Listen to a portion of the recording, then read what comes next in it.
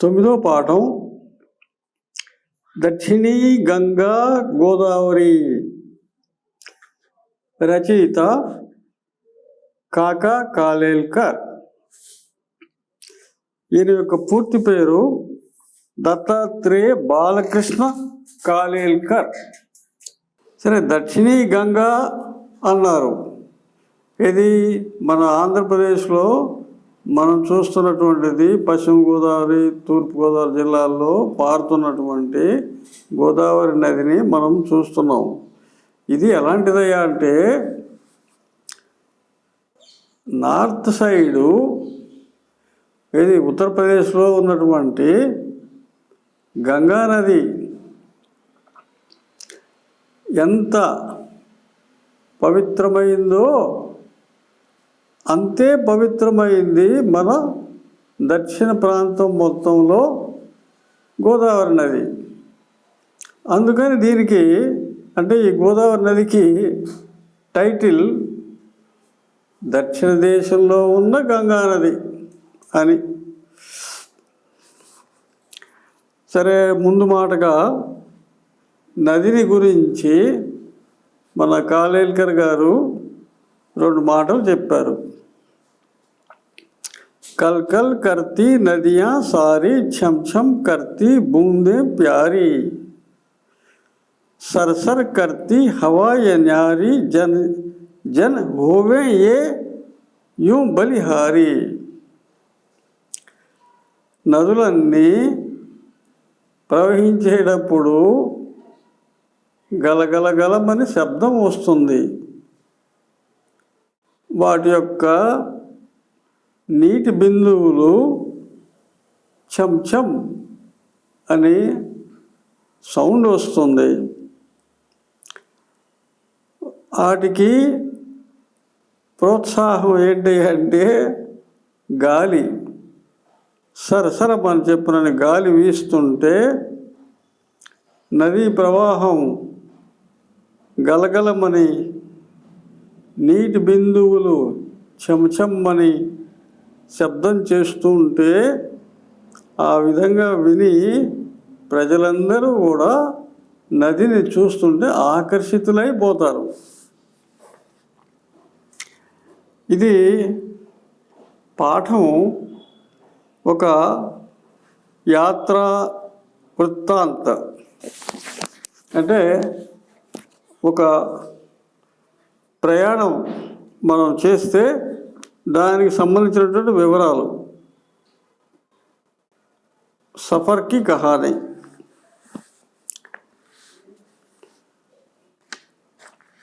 ఇది గద్య భాగంలోనే ఒక పాఠం.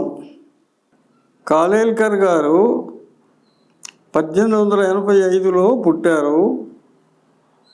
1991లో చనిపోయారు. అంటే 106 సంవత్సరాలు వారు జీవించారు.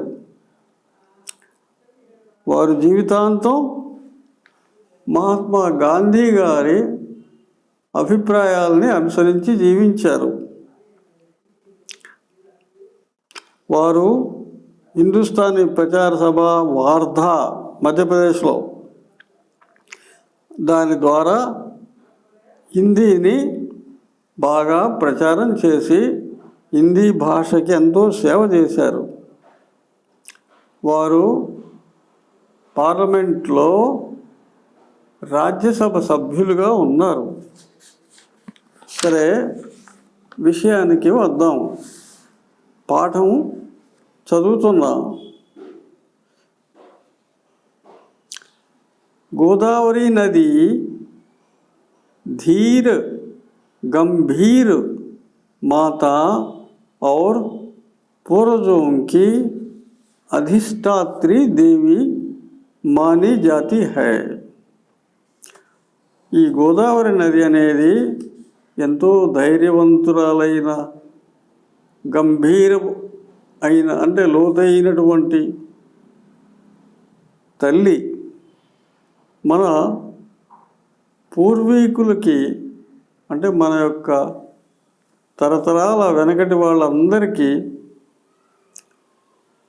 పూజ్యనీయురాలైనటువంటి देवी, इसके जल में अमोघ शक्ति है। इसके तट पर अनेक शूरवीरों, तत्वज्ञानियों, साधु संतों, राजनीतिज्ञों और ईश्वर भक्तों ने जन्म लिया है। దీని యొక్క నీటిలో అద్భుతమైన శక్తి ఉంది. ఈ నది ఒడ్డున ఎంతోమంది శూరులు, వీరులు, తత్వజ్ఞానం కలిగిన వారు, ఉత్తమ పురుషులు, మహాత్ములు, రాజకీయ నాయకులు, దైవ భక్తులు ఎంతోమంది జన్మించారు ఈ నదీ తీరాన. మొత్తం ఇది ప్రవహిస్తూ ఉన్నటువంటి పొడుగుతా ఎన్నో చోట్ల ఈ రకాలైనటువంటి ఎంతోమంది మహాత్ములు, గొప్పవారు जन्मिंचारू।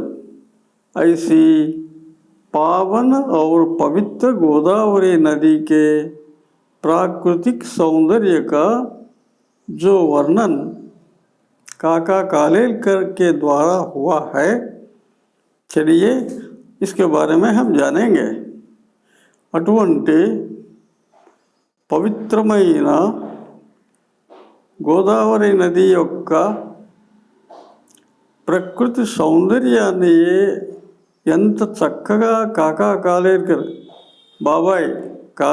బాబాయ్ వర్ణించారో మనం తెలుసుకుందాం, ముందుకు వెళ్దాం। चेन्नई से राजमहेंद्री जाते हुए बेजवाड़े से आगे सूर्योदय हुआ। ఈ కాలేల్కర్ గారు చెన్నై నుంచి బయలుదేరారు। రాజమండ్రి పోతూ పోతూ బెజవాడలో కొద్దిగా దాటినాక తెల్లారింది, सूर्योदय అయింది। बरसात के दिन थे इसलिए पूछना ही क्या, వర్షాకాలం కదా ఇంకా అడిగేదేముంది। जहाँ तहाँ विविध छटा वाली हरियाली फैल रही थी। అక్కడక్కడ ఈ వర్షాకాలం కాబట్టి అక్కడక్కడ పచ్చదనం బాగా మనకు కనిపిస్తూ ఉన్నది। पूर्व की तरफ एक नहर रेल की पटरी के किनारे किनारे बह रही थी। ఈ రైలు పట్టాలకి పక్క పక్కనే తూర్పు వైపు ఈ గోదావరి నది నుంచి ఒక కాలువ ప్రవహిస్తుంది। पर किनारा ऊंचा होने के कारण पानी हमें कभी कभी दिखाई पड़ता। ఆ కాలువకి అటు ఇటు గట్లు బాగా ఎత్తుగా ఉన్నందువల్ల మనకి కాలువ లోపల నీరు కొంత కనపడక ఉంటుంది। सिर्फ तितली की तरह अपने अपने पाल कतार में खड़ी हुई नौकाओं पर ही हमें नहर का अनुमान करना पड़ता था। సీతాకోక చిలుకలాగా ఎగురుతున్నటువంటి ఆ కాలువల్లోని పడవల మీద ఉన్నటువంటి తెల్లని గుడ్డ తెరచాప అది చూసి మనం ఓహో ఇది కాలువ కావాలా అని మనకు అనుమానంగా వస్తుంది। बीच बीच में छोटे छोटे तालाब भी मिलते। మధ్య మధ్యలో ఇది ప్రయాణం చేస్తూ ఉంటే రైల్లో పక్కన చూస్తుంటే అక్కడక్కడ చెరువులు కనపడతాయి। ఇన్మే చెరువులంటే కూడా అది గోదావరి నది యొక్క జల యొక్క ప్రభావమే కదా, లేకపోతే చెరువులు ఎండిపోతాయి। నదికి దగ్గరలో ఉన్నాయి కాబట్టి చెరువులు నిండా కనిపిస్తున్నాయి। इनमें रंग बिरंगे बादलों वाला आसमान नहाने के लिए उतरता हुआ दिखाई पड़ता और इससे पानी की गहराई और भी अथाह हो जाती। ఈ చెరువుల్లో రంగురంగుల మేఘాలు ఏదో ఆకాశం నుంచి దిగినట్టు స్నానం చేస్తున్నట్టు కనపడతాయి। దాన్ని బట్టి ఏంటంటే మనం ఆ చెరువుల్లో లోతు ఊహించవచ్చు. कहीं कहीं चंचल कमलों के बीच खामोश खड़े हुए बगुलों को देखकर सवेरे की ठंडी ठंडी हवा का अभिनंदन करने को मन मचल पड़ता। इस तरह कविता प्रवाह में बहकर जाते हुए कोवूर स्टेशन आ गया। అక్కడక్కడ కదులుతున్నటువంటి తామర పుష్పాల మధ్య నిశ్శబ్దంగా నిలబడి ఉన్నటువంటి కొంగల్ని చూసి పొద్దున పూట యొక్క చల్లని గాలిని పీల్చుకుంటూ దాన్ని ఆనందిస్తూ దానికి అభినందన చెప్తూ మనసు ఆనందిస్తుంది. ఇస్తర కవితా ప్రవాహంలో ప్రవహిస్తూ ఆలోచిస్తూ ఉంటే కొవ్వూరు స్టేషన్ వచ్చేసింది. రాజమండ్రికి కాస్తంత యువతల కొవ్వూరు. मन में यह उमंग भी भरी थी कि अब यहाँ से गोदावरी मैया के भी दर्शन होने लगेंगे. ఇక్కడ మనసులో మనకి బాగా గోదావరి నది అమ్మ కనిపిస్తుందని మన మనస్సు చూస్తుంది. पुल पर से गुजरते समय दाएं देखें या बाएं हम उसी उधेड़ बुन में थे. पुल आ गया और भागमती गोदावरी का अत्यंत विशाल पाट दिखाई पड़ा. వంతెన మీద అంటే గోదావరి నది మీద కట్టినటువంటి పెద్ద వంతెన మీద రైలు వచ్చేసింది. ఎంతో విశాలమైనటువంటి అంటే ఆ వెడల్పు గోదావరి నది ఎంత వెడల్పు ఉందో మరి దాన్ని బట్టి మనకి దాని మీద వేసినటువంటి ఆ బ్రిడ్జి కనపడుతుంది. అంత దూరం ఎంత వెడల్పో. मैंने गंगा सिंधु सोनभद्र ऐरावती जैसी महानदियों के विशाल प्रवाह भरकर देखे हैं. నేను అంటే గోదావరి నది యొక్క వైశాల్యాన్ని గురించి చెప్పడానికి ముందు కాకా కాలేల్కర్ గారు చెప్తున్నారు, నేను గంగా నది చూశాను, సింధు నది చూశాను, సోనభద్ర ఐరావతి లాంటి గొప్ప నదుల యొక్క విశాల ప్రవాహాన్ని చూశా. बेदवाड़ा में कृष्णा माता के दर्शन पर मैं गर्व करता रहूँगा, लेकिन राजमहेंद्री के आगे गोदावरी की शान शौकत कुछ निराली है. నిరాలి అంటే అద్భుతమైంది. బెదవాడలో కృష్ణానదిని చూశాను, కానీ రాజమహేంద్రి తర్వాత గోదావరి నది యొక్క ఠీవి ఆ యొక్క ఘనత చెప్పుకోదగింది, అద్భుతమైంది. इस जगह पर मैंने जितने भव्य काव्य का या प्रकृति के ठाट बाट का अनुभव किया उतना शायद ही कहीं दूसरी जगह किया हो.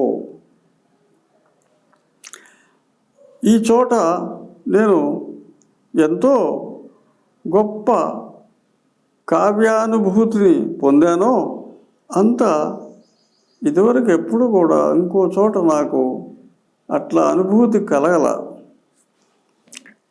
पश्चिम की तरफ नज़र फैलाई तो दूर दूर तक पहाड़ियों की श्रेणियां नजर आई.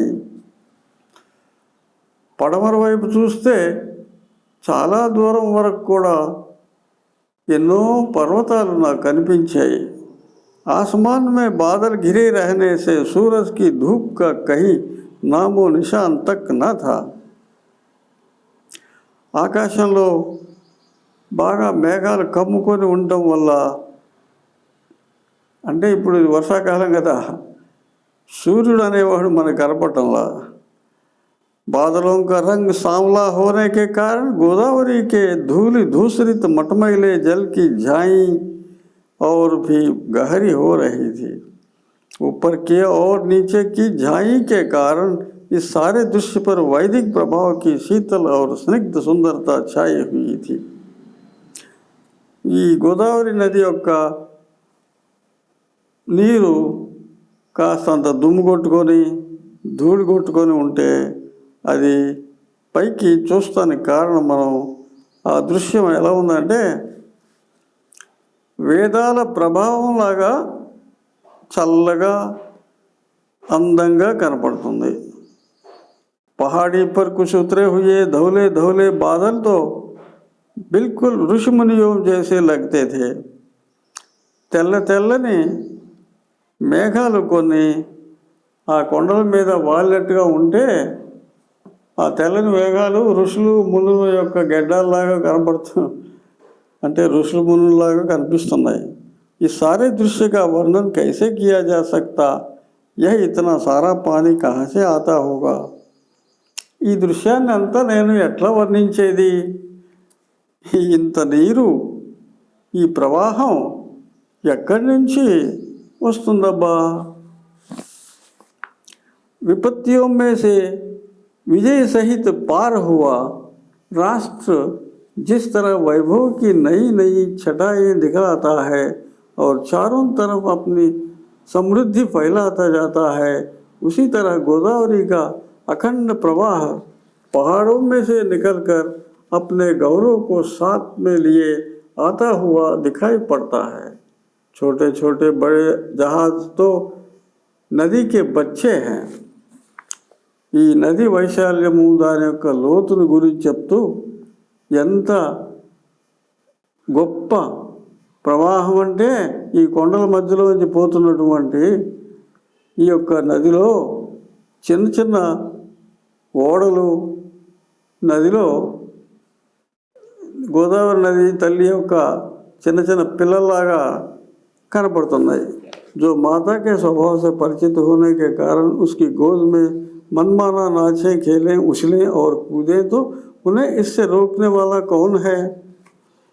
ఓడలు పెద్ద పెద్ద పడవలు పోతుంటే అవి అటు ఇటు తిరుగుతూ ఆడుతూ పోతూ ఉంటే వాటిని ఎవరు ఆపుతారు? తల్లి ఒడిలో పిల్లలు ఆడుకున్నట్లుగా ఆ ఓడలు పడవలు పోతున్నాయి. लेकिन बच्चों की उपमा तो इन नावों की अपेक्षा प्रवाह में जहाँ तहाँ पड़ते हुए भंवरों को भी देनी चाहिए. ఈ పిల్లలు అనేటటువంటి దాని యొక్క పోలిక పడవలకి మనం పోల్చుకునే దానికంటే కూడా ఇంకా అక్కడక్కడ కనపడుతున్నటువంటి సుడిగుండాల్ని చూసి ఆ సుడిగుండాలే గోదావరి మాత యొక్క చిన్నపిల్లలు అనిపిస్తుంది. कुछ देर दिख पड़े, थोड़ी देर में भयानक तूफान का स्वांग रचा और एक ही पल में खिलखिलाकर हंस पड़े. ये भंवर न जाने कहाँ से आते और कहाँ चले जाते हैं.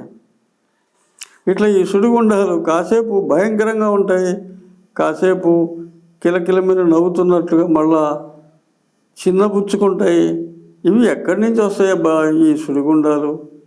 మళ్ళా ఎక్కడికి పోతాయబ్బా? ऐसे लंबे चौड़े भारी पाट के दरमियान अगर टापू न हो तो इनकी कमी ही रह जाए. అట్లా బాగా వెడల్పుగా పొడవుగా ఉన్నటువంటి ఒడ్లు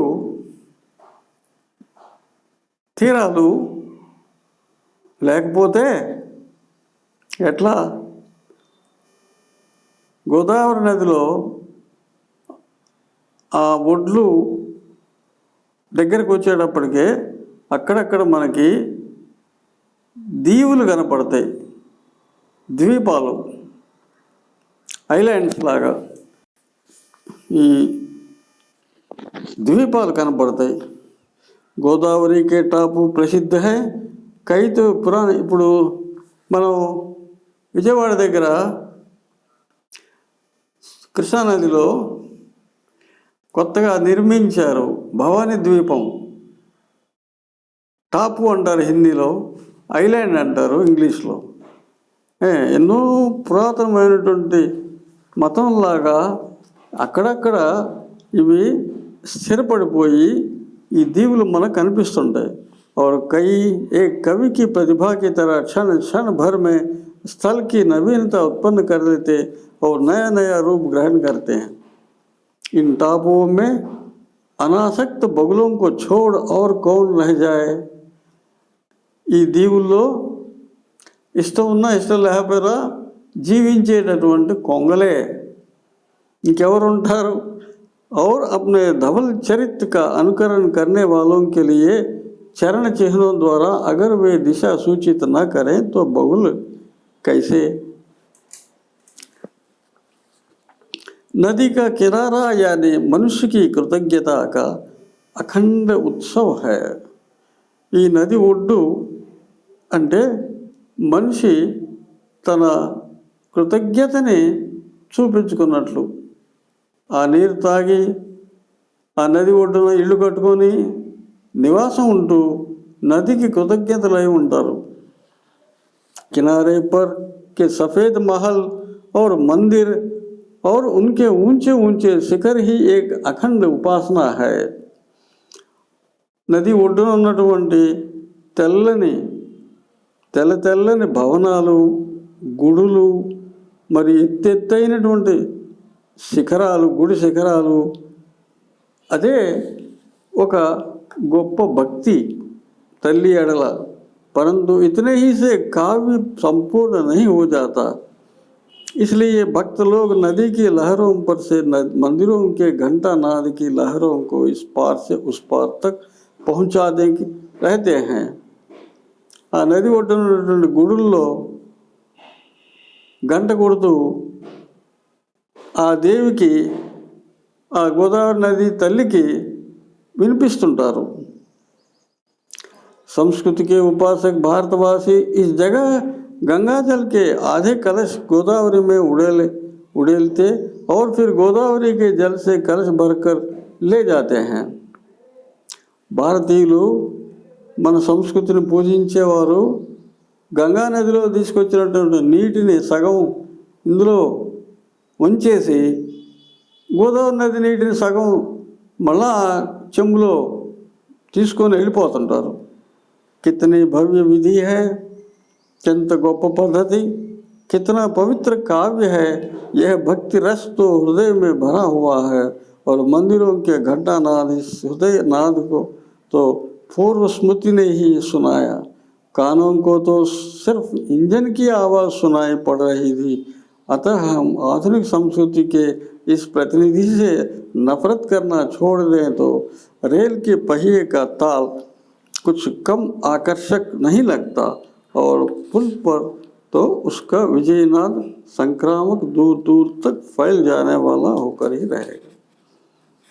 గుళ్ళో గంటల యొక్క సౌండ్ ఈ ఒడ్డు నుంచి ఆ ఒడ్డు వినపడినట్టు, అలాగే గోదావరి నది రైలు బ్రిడ్జి మీద పోతూ ఉంటే ఆ రైలు పట్టాల మీద వచ్చే ధ్వని కూడా అలాగే గోదావరి నది యొక్క, ఆ తల్లి యొక్క భజన చేస్తున్నట్లు, గంట కొడుతున్నట్లు దూరం దాకా విజయనాదం వినిపిస్తుంది. पुल पर गाड़ी अच्छी तरह चलने के बाद मुझे ख्याल आया कि पूरब की तरफ देखना तो छूट ही गया. हमने इस तरफ घूमकर देखा तो निराली ही रौनक नजर आई. पश्चिम की तरफ गोदावरी जितनी चौड़ी थी उससे भी ज़्यादा पूरब में थी.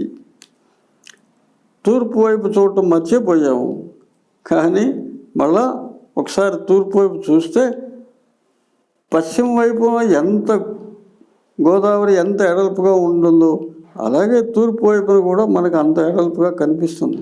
उसे कई मार्गों से और उत्तेजित होकर समुद्र में मिलना था. ఎన్నో దారుల్లో పడి ఈ నది చివరికి సముద్రంలో కలవాల్సిందే కదా. सरित से అంటే సముద్రంతో सरिता मिलने जाए तब उसे संभ्रम, घबराहट और उत्तेजना तो होगी ही, पर गोदावरी तो धीर गंभीर माता ही ठहरे. సముద్రంతో కలిసిపోయేటటువంటి ఈ గోదావరి నది ఎంత ఆశ్చర్యంగా, ఎంత కంగారుగా, ఎంత ఆవేశంగా పోతుందో అట్లా మనం ఈ గోదావరి నదిని చూడొచ్చు. उसका उनमें वर्ण स्त्री की शोभा पूरी पूरी खिल रही थी। ब्राह्मणों या किसानों के झोंपड़े इस ओर से दिखाई नहीं पड़ते थे। अगर बहते हुए पानी के हमले के सामने टक्कर लेते इन दो टापुओं में किसी के ऊंचे महल बनाए होते तो वे दूर से ही दिखाई पड़ते। బ్రాహ్మణులు రైతుల యొక్క గుడిసెలు ఏం కనపడటం లేదు, దూరంగా ఎక్కడో ఇల్లు కట్టుకొని ఉంటున్నారు. మనకి ఈ దగ్గరలో నది పక్కన మనకు అక్కడక్కడ దీవులు కనపడుతున్నాయి. कुदरत ने तो सिर्फ ऊंचे ऊंचे पेड़ों की विजय पताकाएं खड़ी कर रखी थी. కుదరత్ అంటే దేవుడు ఇక్కడ ఎత్తెత్తుగా ఉన్నటువంటి చెట్లని విజయ పతాకాల్లాగా పెంచారు. और बाई ओर राजमहेंद्रीय धवलेश्वर का सुखी जन समाज आनंद माना जा रहा. ऐसे दुर्लभ दृश्य के दर्शन से तृप्त होने से पहले ही दाहिनी ओर नदी के किनारे से सटकर मस्ती और अलहड़पन के साथ बहते हुए कांस की सफ़ेद कलगियों का स्थावर प्रवाह दूर दूर तक जाता हुआ नजर आ रहा था. అటువంటి దుర్లభమైనటువంటి దృశ్యాలని చూసి తృప్తి పడేదానికంటే ముందుగా కుడివైపు నది ఒడ్డు నుంచి ఆనుకొని ఆనందంగా ఉత్సాహంగా ప్రవహిస్తున్నటువంటి చిన్న చిన్న నదులు మనం చూడొచ్చు. నदी के पानी में उन्माद था, उसमें लहरें न थी. ఈ గోదావరి నది యొక్క నీటిలో బాగా మనకి ఒక రకమైనటువంటి మత్తు కనిపిస్తుంది. మధ్యలో చూస్తే అసలు నిశ్చలంగా ఉంటాయి. వీటిలో నదిలో మధ్యలో అలలు ఉండవు. कलगियों के इस प्रवाह ने हवा के साथ साथ जो षड्यंत्र रचा उससे वो मनमानी हिलोरें उछाल सकता था. कम हो भी क्यों, लेकिन कांस की कलगियों का प्रवाह तो बहता ही जा रहा था. गोदावरी के प्रवाह के साथ होड़ करते हुए भी उसे संकोच ना होता था. और वह संकोच क्यों करे? गोदावरी माता के विशाल तट पर इससे क्या क्या स्तन्यपान किया था. గోదావరి నది తల్లి దగ్గర చనుబాలు తాగినట్లుగా అక్కడక్కడ మనకి పెద్ద పెద్ద పడవలు ఓడలు కనిపిస్తుంటాయి. माता गोदावरी राम लक्ष्मण और सीता से लेकर बूढ़े जटायु तक सबको तूने ही स्तन्यपान कराया. తల్లి గోదావరి రామ లక్ష్మణులకి సీత దగ్గర నుంచి మొదలుకొని ముసలి జటాయు పక్షి గద్ద దానికి కూడా నువ్వు చనుబాలు తాపించావు. तेरे पट पर शूरवीर भी पैदा हुए हैं और बड़े बड़े तत्वज्ञानी भी, साधु संत भी जन्मे, धुरंधर राजनीतिज्ञ भी और ईश्वर भक्त भी. నీ ఒడ్డున ఎంతోమంది శూరులు వీరులు గొప్ప గొప్ప జ్ఞానులు ఉత్తములు మహాత్ములు జన్మించారు. గొప్ప గొప్ప రాజకీయ నాయకులు జన్మించారు. దైవ భక్తులు కూడా. చారో వర్ణంకి తూ మాతా హై.